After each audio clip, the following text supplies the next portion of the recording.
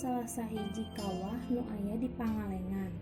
Sakumaha dipikanyaho ku urang, Pangalengan saat ieu jadi salah sahiji tempat wisata nu terkenal ku kaendahan alamna. Kawah wayang ieu ayana di Kampung Sukamanah, Kecamatan Pangalengan, Kabupaten Bandung Selatan.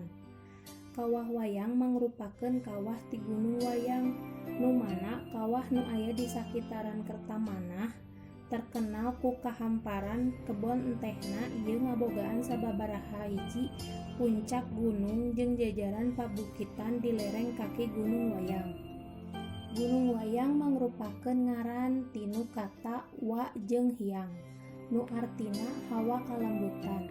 Tempatna para dewa, nu maknana surga para dewa nu pinuh kaendahan jeung kalembutan.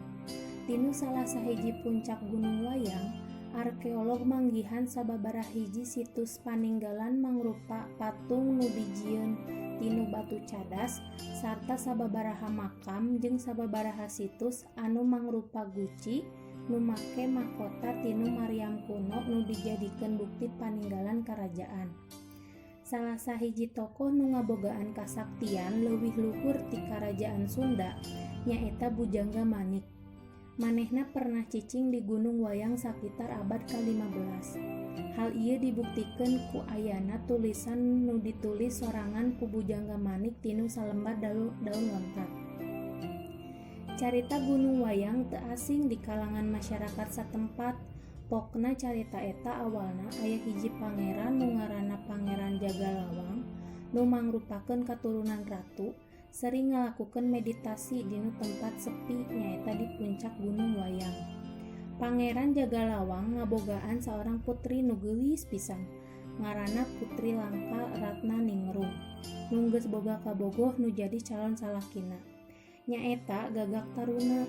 Pamuda ieu oge rajin ngalakukeun meditasi peuting di mana kasaharianana manehna nyaeta saorang patani. Sahingga dina musim panen hareup manehna ngabogaan rencana rek ngawin kakasihna Putri Langka Ningrum. Dina hiji waktu pas Gagak Taruna rek ngalakukeun kabiasaanana, aya awewe geulis nu datang, manehna reuwas, tapi dina hatena manehna aya rasa bogoh ka eta awewe. Tapi awewe geulis eta kalah kaleungit asup ka mata air Gunung Wayang. Gagak Taruna sadar eta nu ditinggali teh nyaeta godaan, sahingga Gagak Taruna mutuskeun ngabereskeunana meditasi terus balik ka imahna. Tapi hate jeung perasaana terus mikirkeun awewe tadi. Awewe geulis eta teh nyeta bayangan tinu wujud Nyi Kantri Manik nyaeta mojang nu geus maot lantaran kabogohna teu nepati janji rek ngawin manehna. Eta sababna Nyi Kantri Manik sok datang kanu sok meditasi ngalakukeun balas dendam ka sakabeh lalaki nu aya di sadeukeut manehna. Gagak Taruna geus nyiapkeun diri rek ngalangsungkeun perkawinan jeung Putri Langka Ningrum nyaeta pas musim panen. Harita datangna poe musim panen eta, iring-iringan panganten jalan ka puncak Gunung Wayang. Pas iring-iringan nyampe di Hulu Citarum, Gagak Taruna buru-buru ngalakukeun ritual nadran nyaeta ngawurkeun kembang rampe malati jeung cempaka di luhur cai Hulu Citarum. Pangawal jeung iring-iringan nu lain diparentahkeun ku Gagak Taruna sangkan buru-buru ngalanjutkeun perjalananana. Buru-buru manehna rek nyusul saenggeus ritual nadran beres. Tapi saenggeus ritual nadran beres, Nyi Kantri Manik nembongan deui di seberang Hulu Citarum.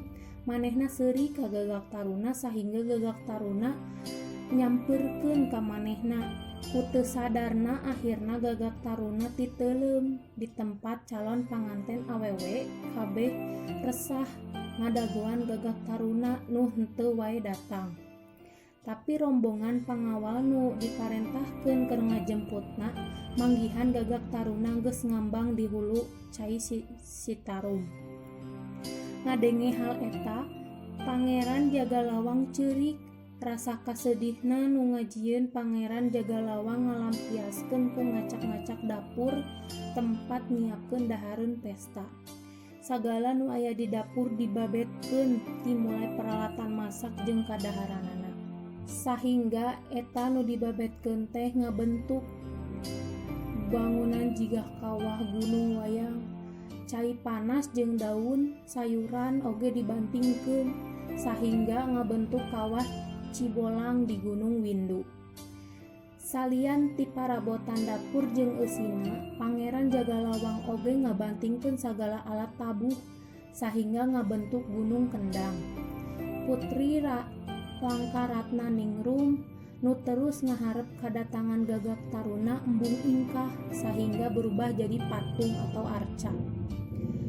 Hingga saat ayeuna legenda eta jadi misteri Gunung Wayang. Lamun datangna bulan purnama bakal kadenge suara gending gamelan nu nandakeun keur dilakukeunana prosesi panyambutan kadatangan panganten lalaki. Jeung mun datang bulan purnama oge sering muncul gamelan haseup kandel jeung berlapis nu maknana keur aya kasibukan di dapur nu keur masak jeung nyiapkeun daharan pesta. Jeung warga sakitar percaya poe Senen jeung Kemis waktuna meditasi. Maranehna sok bari marawasa sajen jeung kembang nadran saperti nu dilakukeun ku Gagak Taruna.